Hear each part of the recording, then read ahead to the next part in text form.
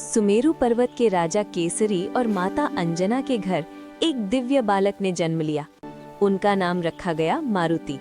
जन्म के समय से ही उनके चेहरे पर करोड़ों सूरजों जैसा तेज था।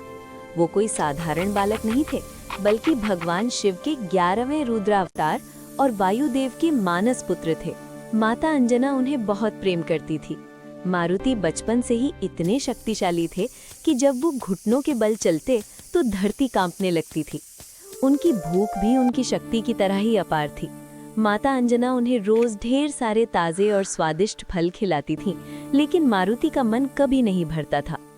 एक दिन की बात है, माता अंजना मारुति को सोता हुआ छोड़कर वन में फल लेने गई थी। थोड़ी देर बाद मारुति की नींद खुली और उन्हें जोरों की भूख लगी।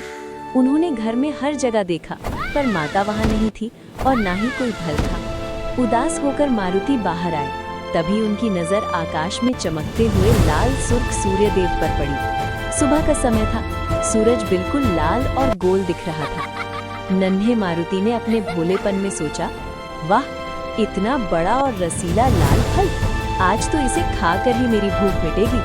बिना एक पल गवाए मारुति ने हवा में एक लंबी छलांग लगाई। वायुपुत्र होने के कारण वो बिजली की गति से आकाश में उड़ने लगे। जैसे जैसे वो ऊपर जा रहे थे, सूरज की गर्मी बढ़ती जा रही थी, लेकिन उन्हें फर्क नहीं पड़ रहा था। देवताओं ने हैरानी से देखा कि एक नन्हा बालक सूरज को निगलने के लिए बढ़ा चला जा रहा है। उस दिन सूर्य ग्रहण था। राहु सूरज को ग्रहण लगाने आ रहा था, लेकिन उसने देखा कि एक नन्हा बालक पहले से ही सूरज की तरफ लपक रहा है। राहु डर गया और देवराज इंद्र के पास पहुंचा।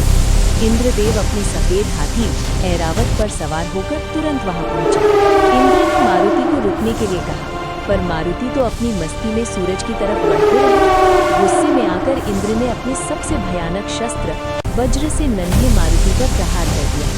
वज्र सीधा मारुति की ठोड़ी या जौ पर लगा और वो बेहोश होकर धरती पर गिरने लगे। जब वायुदेव ने देखा कि उनका पुत्र मूर्छित होकर गिर रहा है, तो वो बहुत दुखी और क्रोधित हो गए।